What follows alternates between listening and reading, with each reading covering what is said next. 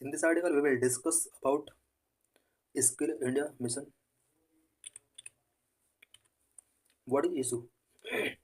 The problem of unemployment has become a contentious issue in economic policy discussions in India in recent times. Recent time India में economic policy discussions में unemployment का issue एक कंटेंटियस issue बना हुआ है. Economic survey 2023-24 estimated that India needs to create 78.5 lakh new jobs in the non-farm sector annually until 2030 to meet the demand of the rising workforce. 2023 economic survey के according India में 2030 तक every year 78.5 lakh new jobs in non farm sectors में create करना बहुत ज़रूरी हो जाता है अगर राइजिंग वर्कफोर्स की डिमांड को कंप्लीट करना है. One of the policy prescriptions often suggested to overcome the unemployment challenge is to close the growing gap between the skill sets of job seekers and the skill requirement of the industry. Unemployment challenge को overcome करने के लिए various policy prescription suggest किए जाते हैं, but उसमें से एक सजेशन ये भी हो सकता है कि इंडस्ट्री जो भी स्किल रिक्वायरमेंट है और जॉब सीकर्स के पास जो स्किल सेट्स है इसके बीच के गैप को क्लोज किया जाए. इट मीन्स जॉब सीकर के पास स्किल बहुत ही कम है और इंडस्ट्री की रिक्वायरमेंट बहुत ज़्यादा है, ये गैप बहुत बड़ा है, इस गैप को क्लोज किया जाए तो लोगों को जॉब मिल सकती है. What R India skilling challenge? India के स्किलिंग चैलेंज क्या क्या है? Over time India established a comprehensive institutional and policy framework for training and skilling. समय के साथ साथ इंडिया ने comprehensive institutional and policy framework training and skilling purpose के लिए इस्टेब्लिश किए हुए हैं. However the success of this is somewhat limited. ये जितने भी इंडिया की तरफ से comprehensive institutional and policy framework establish किए गए हैं इनका सक्सेस रेट अगर देखा जाए तो बहुत लिमिटेड रहा है. The periodic labor force survey 2020-23 identified that only 21% of the Indian youth aged 15 to 29 years had received vocational technical training through formal and informal sources.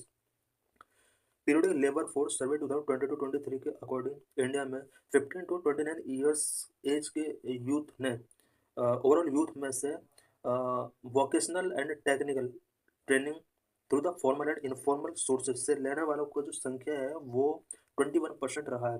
It means 2023 labour force periodic labour force survey के according India में formal and informal sources के through technical and vocational training लेने वालों का जो percentage है वो only 21% है. The share of youth who had received formal vocational technical training was 4.4% इन 2023. इस टाइम के during formal vocational technical training receive करने वालों का जो परसेंटेज ओनली 4.4% है. इट मीन्स इंडिया के अंदर लेबर फोर्स को फॉर्मल ट्रेनिंग नहीं मिल पा रही है. यही वजह है कि इंडिया के अंदर यूथ जॉब सीकर्स में स्किलिंग नहीं है. The chief economic advisor recently stated that only 51% of India's graduates are employable. Chief economic adviser ने रिसेंटली स्टेट किया है कि only 51% of India's graduates employable है. इट मीन्स 49% ग्रेजुएट इंडिया के अंदर एम्प्लॉयबल नहीं है. These facts raise concern regarding the reach, quality and industry relevance of existing skilling program.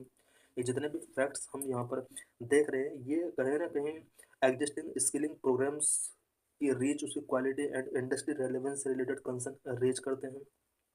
The main objective of Prime Minister's package for employment and skilling announced in 2024-25 budget was improving the outcome and quality of skilling and aligning the training content and design to skill needs of the industry.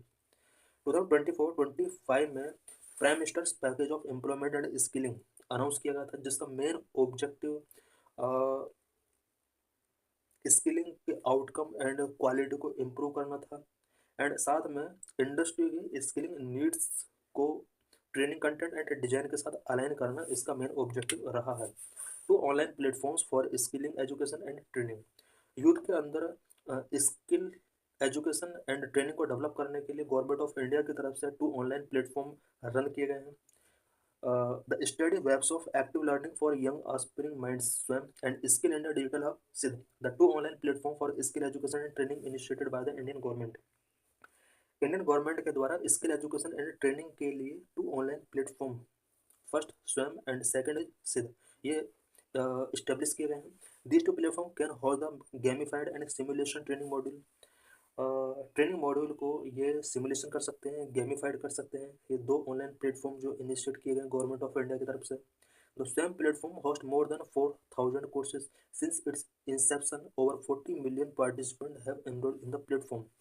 स्वयं platform में अभी तक 4,000 से ज़्यादा courses यहाँ पर host किए जा रहे हैं। इसके इंसेप्शन से लेकर अब तक about 40 million, it means 4 crore participant ने इस प्लेटफॉर्म पर एनरोल किया है।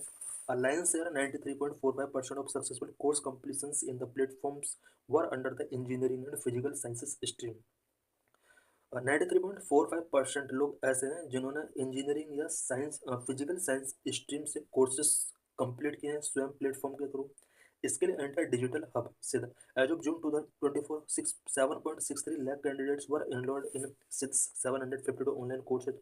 सिद्ध के under about 752 online courses provide कराए जाते हैं और 2024 जून मंथ तक 7.63 लाख कैंडिडेट अब तक यहाँ पर रजिस्टर हो चुके हैं। The platform offers 7.37 lakh minutes of digital content, making it a potentially rich resource for learners. The response to SWAYAM and SID demonstrate the huge demand for technical education and training in India। SWAYAM और SID platform से जो response आ रहा है, लोगों का जो response आ रहा है, ये कहीं ना कहीं डेमोन्स्ट्रेट कर रहा है कि इंडिया के अंदर टेक्निकल एजुकेशन एंड ट्रेनिंग के लिए डिमांड बहुत ज़्यादा इंक्रीज हुआ है। It further strengthens the idea of offering gamified and simulation-based skill training on such platform। ये जो रिस्पॉन्स आया है लोगों की तरफ से स्वयं एंड सिद्ध प्लेटफॉर्म के प्रति, ये कहीं ना कहीं इस आइडिया को स्ट्रॉन्ग करता है कि इन प्लेटफॉर्म के through simulation based skill training लोगों को प्रोवाइड कराई जाए। So thanks for watching.